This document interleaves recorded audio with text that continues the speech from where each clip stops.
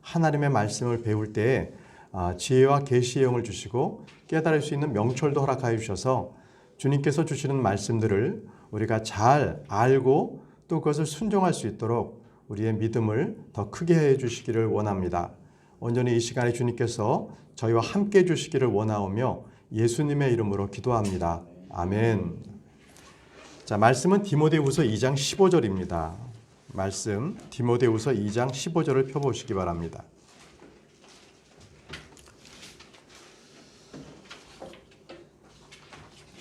진리의 말씀을 바르게 나누어의 주제가 되는 말씀 구절이지요. 디모데후서 2장 15절 함께 읽겠습니다. 시작.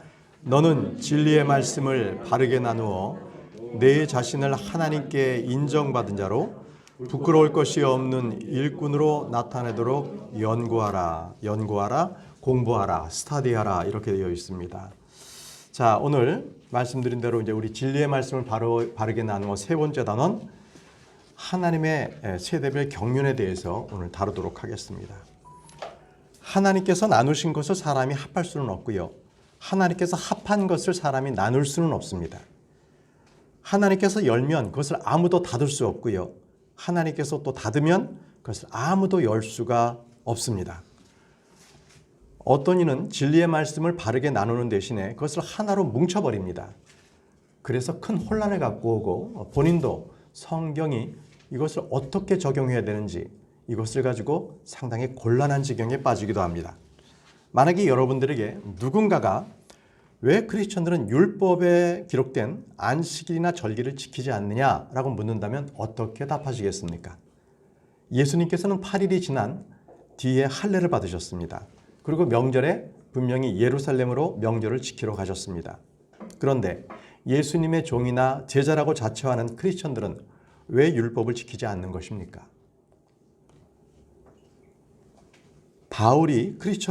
바울은 오순절을 지키러 예루살렘에 갔다고 기록되어 있거든요. 사도행전 18장 21절에 이렇게 기록되어 있습니다. 그들에게 작별을 고하며 이르되 내가 어찌하든지 다가오는 이 명절을 반드시 예루살렘에서 지켜야 하리라. 이 명절을 반드시 예루살렘에서 지켜야 하리라. 이 오순절입니다. 그러나 만일 하나님께서 원하시면 내가 다시 너희에게로 돌아오리라 하고 배를 타고 에베소를 떠나 이렇게 기록되어 있습니다. 여러분들은 1번 문항이 되겠습니다. 1번 문항에 이 명절을 적어 놓으십시오. 명절, 그것은 오순절을 말하는 겁니다. 자, 우리는 사울의 본을 따르라고 분명히 사울이 얘기해 놓고 왜 절기를 크리스천들에게는 지키지 말라고 하느냐. 이것에 대해서 우리는 분명히 답을 해야 합니다. 분명히 이것은 내 생각이 아니라 성경에 있는 기록된 말씀으로 답을 해야 합니다. 자, 그럼 우리는 어떻게 답을 해야 할까요? 성령께서는 바울이 예루살렘에 가는 것을 막으셨습니다. 바울은 예루살렘에 갈 때 에베소 교회 장로들을 비롯한 어떤 교회의 장로나 집사 성도들에게 같이 가자고 하지 않았습니다. 그들에게 같이 가서 그 명절에 예루살렘에서 우리가 함께 지키자, 명절을 지키자 이렇게 얘기하지 않고 혼자 갔습니다. 만약에 크리스천들이 율법을 지켜야 한다면 그때 각 지역에 있던 모든 크리스천 남자들은 바울과 더불어서 예루살렘에 출발을 했었어야 하죠. 그러나 그들은 가지 않았습니다. 같이 있었던 에베소 장로들도 바울만 홀로 보내고 작별하고 다시 각자 자기 도시로 돌아갔습니다. 초대교회의 예루살렘에 있던 교회의 성도들은 예수를 믿으면서 또 율법에도 열심이었습니다. 기억하십시오. 이 사도행전에 기록되어 있는 이 크리스찬들은요, 유대인들 크리스찬들은 그때 당시에는 과도기였습니다. 그래서 율법도 지키고 예수님도 믿고 이랬어요. 좀 혼란스러웠던 계기입니다. 그렇기 때문에 이방인들에게도 율법을 가르쳐야 된다라고 했던 이단 종파가 나오기도 했던 거죠. 잘못 가르침입니다. 자, 야고보의 증언을 한번 들어보겠습니다. 사도행전 21장 20절인데요. 오늘 우리 윤여섭 형제님께서 먼저 읽어주시겠습니다. 사도행전 21장 20절입니다. 그들이 그것을 듣고 주께 영광을 돌리며 그에게 이르되 형제여 너도 보는 바와 같이 유대인들 중에 믿는 자 수천 명이 있는데 그들은 다 율법에 열심히 있는 자들이다. 네, 여러분들 2번 문항을 보십시오. 유대인들 중에 믿는 자가 수천 명이 있는데 그들은 다 율법에 열심이었다는 거예요. 예수님을 믿고 율법에도 열심이고. 네, 바로 그때였습니다. 그러면 사도 바울은 크리스천이 된 이후에 그는 율법에 열심이었느냐? 이걸 한번 보겠습니다. 그전에는 그는 율법에 열심이었습니다. 그러나 크리스천이 된 이후에는 그는 율법 아래 있지 않았습니다. 그의 고백이 이렇게 되어 있습니다. 사도행전 21장 21절 김지연 자매님 읽어주십시오. 사도행전 21장 21절. 그들이 너에 대해 곧 내가 이방인들 가운데 있는 모든 유대인들이 자기 아이들에게 할례를 행하여서는 안 되며 또 관례대로 걸어서도 안 된다고 말하면서 그들을 가르쳐서 모세를 저버리게 한다는 것에 대해 알게 되었도다. 네, 야고보는 사도 바울이 이방인들뿐 아니라 유대인들에게도 할례를 행하지 못하게 하고 모세의 율법을 지키지 못하도록 한 것에 대해서 이미 다 야고보는 알고 있었습니다. 이것은 바울에 대한 오해나 거짓이 아니었습니다. 사도행전 22장 3절 말씀에 이렇게 되어 있습니다. 진실로 나는 유대인으로 길리기아의 도시 다소에서 태어났으되 이 도시에서 가말리엘의 밑에서 자라나며 조상들의 율법의 완전한 방식에 따라 가르침을 받았고 이날 너희 모든 사람처럼 하나님을 향해 열심이었노라. 사도 바울의 고백입니다. 전에는 율법에 열심이었지만 지금은 아니다라는 얘기입니다. 자, 이것은 구약과 신약, 유대인과 하나님의 교회 이 두 개의 차이를 분명하게 아주 극명하게 보여주고 있는 겁니다. 자, 3번 문항을 넘어가겠습니다. 오늘날 많은 사람들은요 혼합이나 통합을 외칩니다. 그러나 주님은 어떻게 하지 말라고요? 섞지 말라고 하십니다. 섞지 말라. 3번 섞지 말라입니다. 자, 말씀은 레위기 19장 19절입니다. 임다영 자매님이십니까? 읽어주십시오. 너희는 내 법규를 지킬지어다. 너는 내 가축을 다른 종류와 교민시켜 새끼를 낳게 하지 말고 내 밭에 씨를 섞어 뿌리지 말며 아마와 양털을 섞은 옷을 입지 말라. 예, 다른 종류, 가축을 다른 종류와 교민시키지 말고 또 밭에 씨를 섞어 뿌리지 말고 아마와 양털에 섞은 옷을 입지 말고 섞지 말라고 하셨습니다. 섞지 말라. 예, 주님은 언제나 분리를 말씀하셨습니다. 일상에서 늘 차이를 가르쳤습니다. 그리고 나누도록 하셨습니다. 이게 주님의 말씀입니다. 자, 성경은 우리가 무엇을 어떻게 공부를 해야 하는지를 우리에게 말씀해 주시고 계십니다. 바로 오늘 우리 읽었던 디모데후서 2장 15절 말씀이 그렇습니다. 여러분들은 4번 문항입니다. 너는 진리의 말씀을 바르게 어떻게 하라고요? 나누어 적어 놓으십시오. 바르게 나누어 내 자신을 하나님께 인정받은 자로 부끄러울 것이 없는 일꾼으로 나타내도록 연구하라. 자, 이 말씀에 따라 우리는 진리의 말씀을 바르게 나눠야 합니다. 구약과 신약은 같은 주님의 말씀입니다. 언약입니다. 그러나 서로 다른 언약이라는 것입니다. 서로 다릅니다. 첫사람 아담과 마지막 아담이신 예수 그리스도 분명한 차이가 있죠. 또 남자와 여자는 같은 사람입니다. 그러나 이 둘은 분명한 차이가 있습니다. 율법과 복음에는 차이가 있고요. 유대인과 이방인, 하나님의 교회에는 차이가 있습니다. 여러분들 5번 문항에 율법과 복음, 유대인과 이방인, 하나님의 교회는 차이가 있습니다. 하나님의 교회입니다. 그래서 유대인, 이방인, 하나님의 교회는 분리가 되어 있습니다. 그래서 이들에게 다 요구하는 말씀이 다 다릅니다. 이것을 한때 뭉쳐버리면 큰 혼란을 가져옵니다. 또 왕국 복음과 은혜의 복음은 차이가 있습니다. 율법과 믿음, 믿음과 행위에도 분명히 차이가 있고요. 은혜와 보상, 그리고 구원과 상급에는 또 차이가 있습니다. 자, 이런 것의 차이를 분명하게 알고 있는 것, 그것을 공부하는 것이 말씀을 바르게 나누어 공부하는 겁니다. 말씀을 바르게 나누어. 자, 이제 다시 말씀을 보겠습니다. 사도행전 16장 30절 말씀입니다.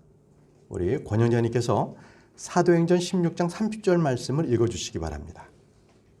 사도행전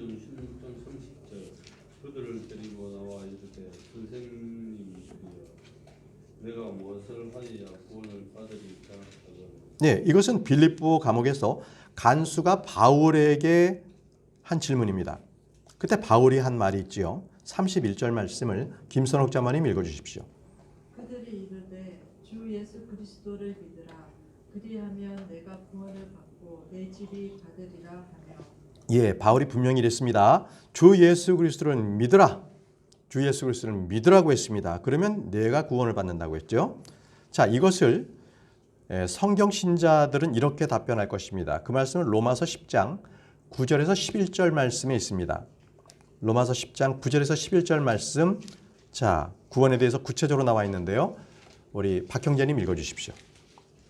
내가 만일 내 입으로 주 예수님을 시인하고 하나님께서 그분을 죽은 자들로부터 살리신 것을 내 마음속으로 믿으면 구원을 받으리니 사람이 마음으로 믿어 의에 이르고 입으로 시인하여 구원에 이르느니라. 또 성경 기록이 이르기를 누구든지 그분을 믿는 자는 부끄러움을 당하지 아니하리라 하며. 예, 분명히 내 입으로 주 예수 그리스도를 시인하고 그리고 내 마음으로 예수님을 믿으면 그가 의에 이르고 또 입으로 시인하여 구원에 이른다. 이것은 바로 아주 정확한 그 성경 신자들이 알아야 될 구원관입니다. 자, 분명히 좀 전에 말씀드렸던 사도행전 16장 31절이나 로마서 10장 9절에서 11절 말씀에 읽은 것처럼 동일한 게 나오죠. 믿으라는 겁니다. 믿으라. 주 예수 그리스도를 믿으라. 이것은 결코 빠지지 않습니다. 구원은 복음, 즉 예수 그리스도를 믿을 때에 임하는 은혜의 선물이기 때문에 그렇습니다. 주 예수 그리스도를 믿으면 공통적으로 구원을 받습니다. 자, 6번 문항으로 넘어가겠습니다. 여기서는 어떤 부자 청년이 주께 나와서 한 질문인데요. 마태복음 19장 16절 말씀입니다. 조자매님께서 마태복음 19장 16절 말씀을 읽어주십시오. 보라 어떤 사람이 나와 그분께 이르되 선한 선생님이여 내가 무슨 선한 일을 하여야 영원한 생명을 얻으리까 하며. 예, 자 그때 주님께서 이렇게 답변하셨습니다. 마태복음 19장 17절 말씀에 그분께서 그에게 이르시되 내가 어찌하여 나를 선하다 하느냐. 한 분 곧 하나님 외에는 선한 이가 없느니라. 다만 내가 생명에 들어가려거든 명령들을 지키라 하시니. 자, 여기 7번 문항 이거 중요합니다. 다만 내가 생명에 들어가거든 무엇을 지키라고요? 명령들을 지키라고 했습니다. 명령들이 무엇입니까? 이거 율법 아니겠습니까? 아니 좀 전에는 예수님만 믿으면 된다면서요. 그런데 왜 명령을 또 지키라고 하는 거죠? 자, 여기에서 우리가 분명하게 이제 파악해야 합니다. 예수님께서 한 입으로 두 말 하시는 게 아니에요. 여기서 예수님께서 이렇게 말씀하신 것, 성경에 따르면 율법의 행위로는 어떤 육체도 그분 앞에 의롭게 될 수 없다고 말씀하셨습니다. 로마서 3장 28절 말씀을 곽자매님께서 읽어주시기 바랍니다. 로마서 3장 28절입니다. 우리가 결론을 내리면 사람은 율법의 행위와 상관없이 믿음으로 의롭게 됩니다. 예, 사람은 율법의 행위와 상관없이 믿음으로 의롭게 됩니다. 그런데 주님께서는 분명히 이 부자 청년에게 만일 내가 생명에 들어가거든 명령들을 지키라고 말씀하셨거든요. 자, 아직 우리는 이걸 해결하지 못했습니다. 좀 더 말씀을 보도록 하겠습니다. 갈라디아 2장 16절 말씀에는 이렇게 기록되어 있습니다. 사람이 율법의 행위로 의롭게 되지 아니하고 오직 예수 그리스도의 믿음으로 되는 줄 알므로 우리도 예수 그리스도를 믿었나니 이것은 우리가 율법의 행위가 아니라 그리스도의 믿음으로 의롭게 되고자 함이라. 율법의 행위로는 어떤 육체도 의롭게 될 수 없느니라. 여기 똑같이 말씀 나오죠. 율법의 행위로는 어떤 육체도 의롭게 될 수 없다. 구원받을 수 없다라고 못을 받고 있잖아요. 그죠? 계속적으로 지금 그 말씀이 나오고 있어요. 근데 주님께서는 부자 청년에게 내가 생명에 들어가거든 명령들을 지키라. 율법을 지키라고 말씀하신 것. 이것과는 지금 아직 해결이 안 된 겁니다. 자, 계속적으로 보겠습니다. 갈라디아서 3장 10절 말씀을 윤현재님 읽어주시기 바랍니다.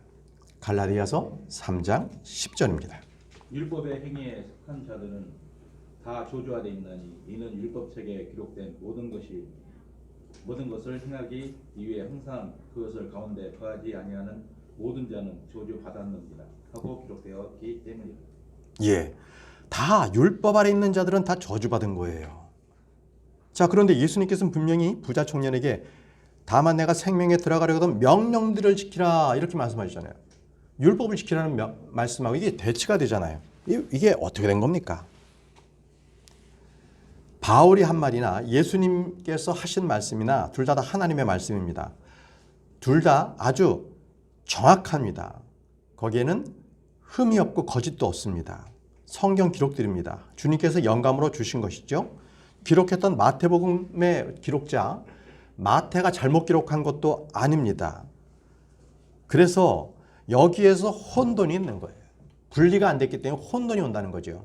그래서 율법을 지켜야 한다는 이단 사상을 갖고 있는 사람들은 바로 우리 좀 전에 예수님께서 부자 청년에게 말씀하셨던 다만 내가 생명에 들어가려거든 명령들을 지키라 이것 가지고 이단 종파들은 율법을 지켜야 한다고 주장합니다.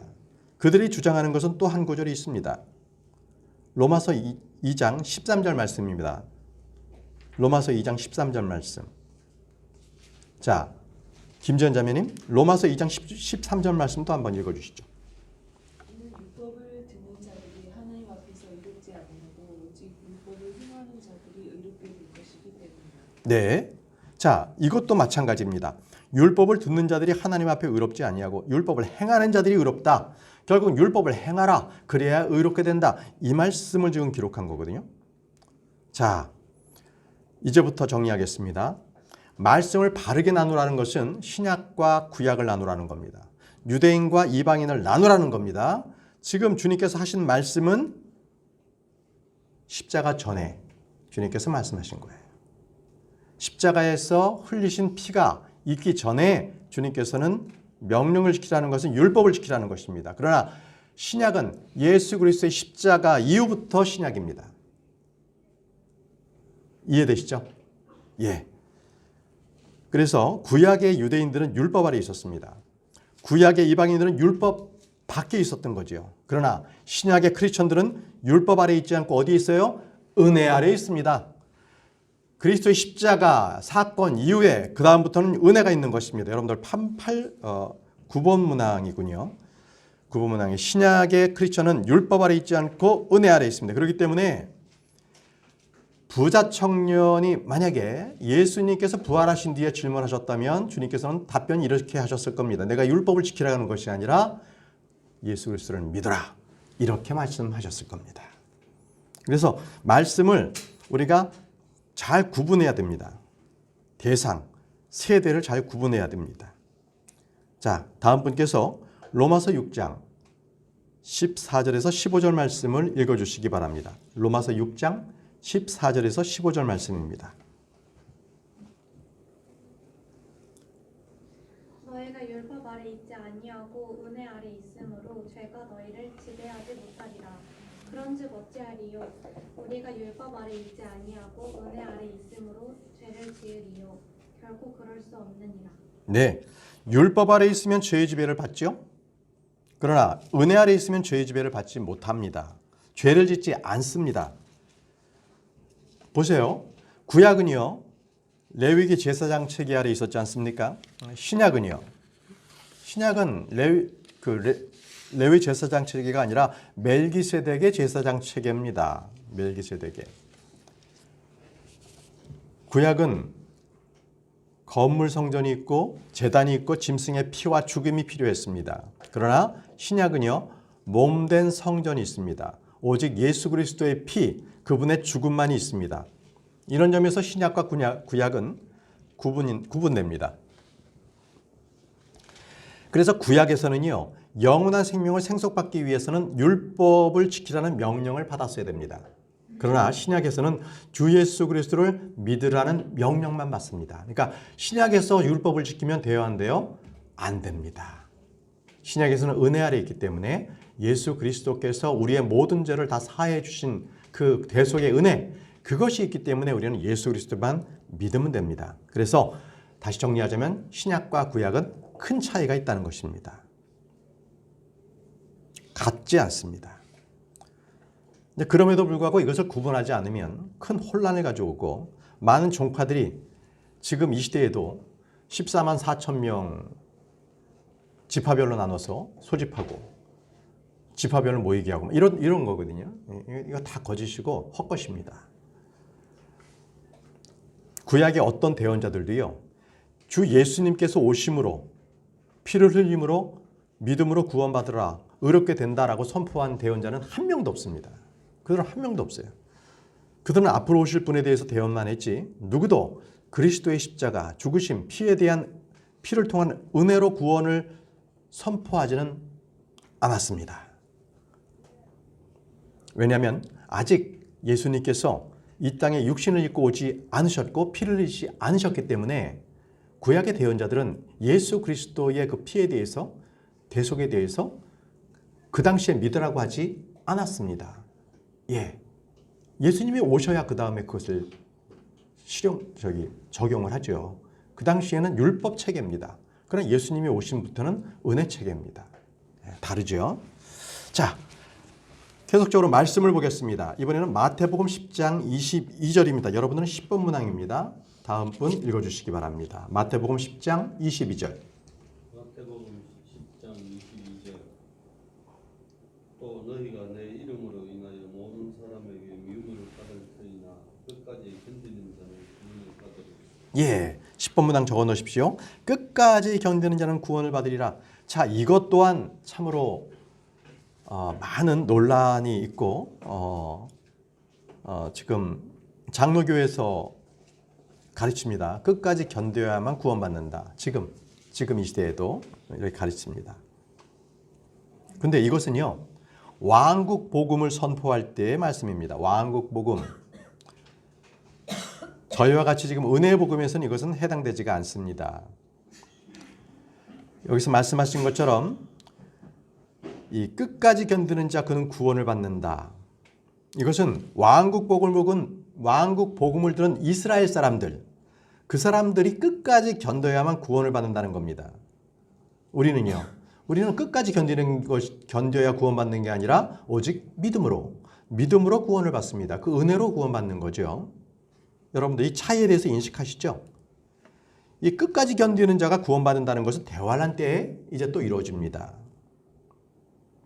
이 땅에서 이 사람들은 예수 그리스도를 믿을 뿐 아니야. 그때는요, 대환란 때는 예수님을 믿고 짐승의 형상 받아도 안 되고 짐승의 이름을 받아도 안 되고 짐승의 수를 받아도 안 됩니다.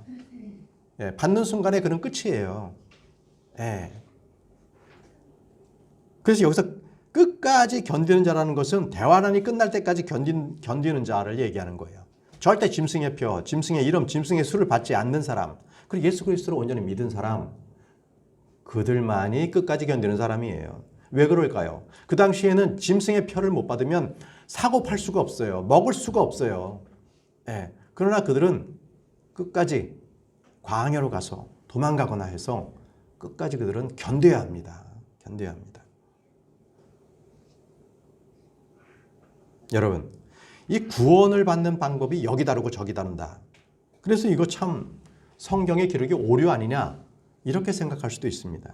그렇지만 이것은 오류가 아니라 우리가 성경 말씀을, 이 진리의 말씀을 바르게 나누어 공부하면 명확합니다. 아주 쉽습니다. 그것은 시기와 대상, 세대를 정확하게 구분해서 우리는 믿어야 하기 때문에 그렇습니다. 자, 이번에 한번 안식일의 문제를 한번 다뤄보도록 하겠습니다. 십계명에는 분명히 안식일 규례가 있지요. 그런데 왜 오늘날 신약교회에서는 안식일을 지키지 않습니까? 그래서 안식일 교회, 그런 일부 이단 교회에서는 안식일을 준수를 하는 것을 주장하는 겁니다. 여러분들 11번 문항은 우리 들어가고 있습니다. 왜 십계명에 있고 율법 아래 있는 안식일을 왜 신약교회에서는 지키지 않는 것인가?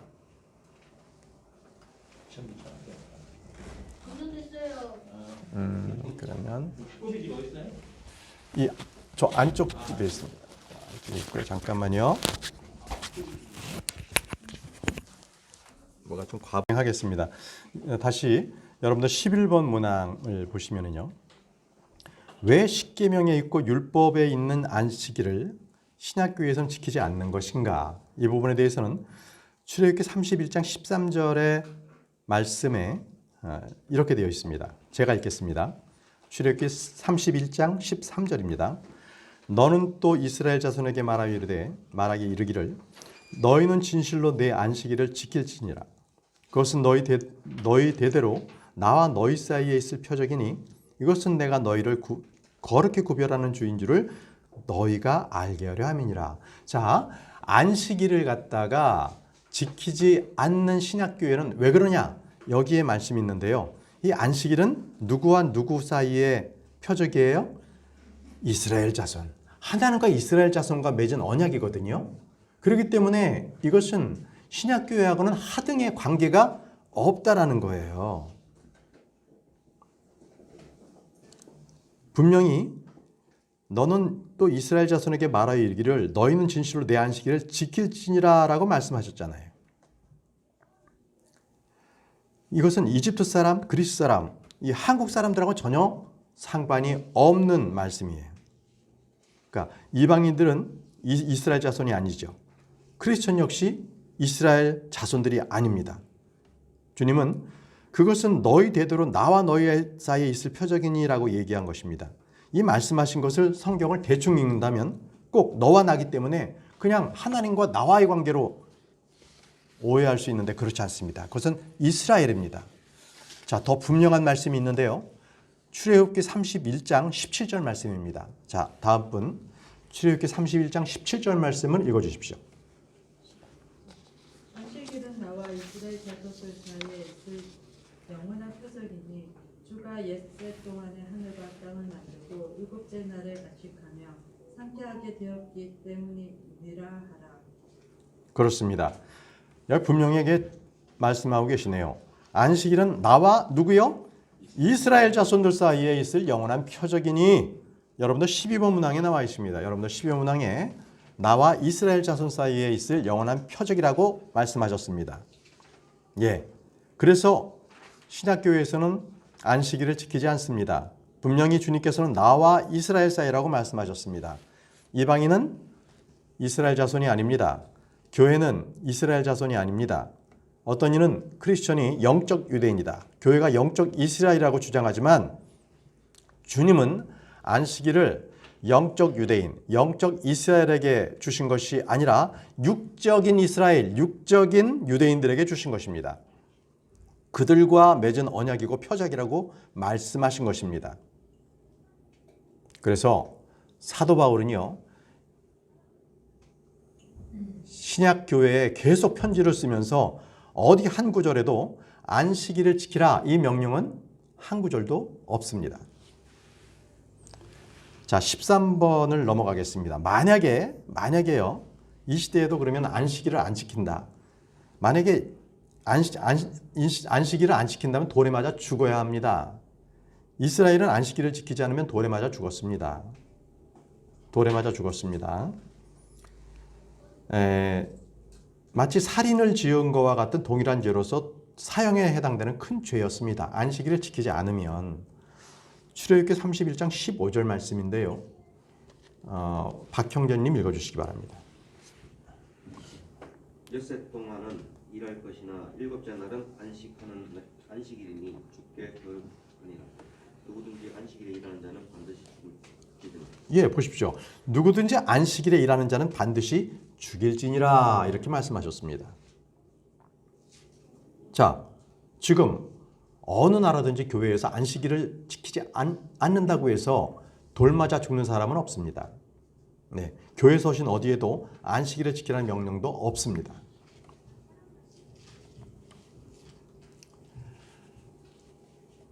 아, 14번까지만 하고 마치도록 하겠습니다. 많은 사람들이 성경을 사용하고 인용하면서 마치 자기 생각에 옳은 대로 그것을 주장합니다. 그것은 오류에 빠지는 겁니다. 어느 이 크리스천들은 열정적으로 주의 율법을 지켜야 한다고 주장하기도 합니다. 안식일 준수, 절기 준수, 음식일의 준수. 이것을 통해서 그리스도의 사랑을 알 수 있다고 합니다. 이들은 율법을 지킴으로써 비로소 자신이 주를 믿는다는 신자로서의 어떤 정체감을 느끼고 안심하려고 합니다. 이들은 결코 구분하지 못하는 게 있습니다. 유대인, 그리고 이방인, 그리고 하나님의 교회에 대해서 구분하지 못하는 오류를 범하고 있는 것입니다. 자, 고린도전서 10장 31절 32절 말씀을 조자매님 읽어주시기 바랍니다. 그런즉 너희가 먹든지 마시든지 무엇을 하든지 모든 일을 하나님의 영광을 위하여 하라. 유대인들에게나 이방인들에게나 하나님의 교회에나 어떤 실속거리도 주지 말되. 보십시오. 유대인들에게나 이방인들에게나 하나님의 교회에나 세 수로 나눴습니다. 그죠? 신약에서는 세 수로 나눕니다. 이 셋이 나옵니다. 이 셋에 대한 대상이 다릅니다. 그러므로 말씀을 나누지 않음으로써 유대인들에게 해당되는 말씀을 교회에 적용한다든지 또 성경이 모순처럼 보이고 오류에 빠지는 것들이 바로 그렇게 잘못 적용하기 때문에 그렇습니다. 아무도 남자에게 적용할 구절을 여자에게 적용하지 않습니다. 또 여자에게 적용할 구절을 남자에게 적용하지 않습니다. 오류이기 때문에 그렇습니다. 마찬가지입니다. 유대인과 이방인 그리고 하나님의 교회는 대상이 서로 다릅니다. 말씀을 바꾸어서 적용하면 안 됩니다. 그래서 우리가 계속적으로 우리가 공부할 것은 이 대상과 더불어서 세대별로도 다릅니다. 그러니까 구약 세대, 그리고 지금 세대, 그리고 환난 세대 이렇게 세대별로 주님께서 주시는 말씀이 다 다릅니다. 이것을 구분하지 못하면 엄청난 오류가 오고요. 교리적으로도 상당히 심각한 오류에 빠집니다. 우리가 다음 시간에 계속적으로 이 세대에 대해서 공부하도록 하겠습니다. 자, 기도하고 마치겠습니다. 전능하시고 위대하신 아버지 하나님, 주님의 크신 사랑을 감사합니다. 오늘 주님께서 우리에게 이 세대별로 이 경륜을 가르쳐 주셔서 우리가 하나님의 말씀을 바르게 분별할 수 있도록 주님께서 인도해 주시고 앞으로 우리가 성경을 읽거나 공부할 때 이것이 대상이 이방인인지 유대인인지 하나님의 교회인지를 제대로 알게 해주시고 또 세대도 잘 구분해서 하나님께서 주시는 말씀들이 결코 우리가 인식하기에 잘못 인식하여 오류에 빠지지 않고 바른 믿음을 가질 수 있도록 주님께서 저희를 도와주시기를 원합니다. 주께서 함께해 주시기를 원하오며 예수님의 이름으로 기도합니다. 아멘. 마치겠습니다.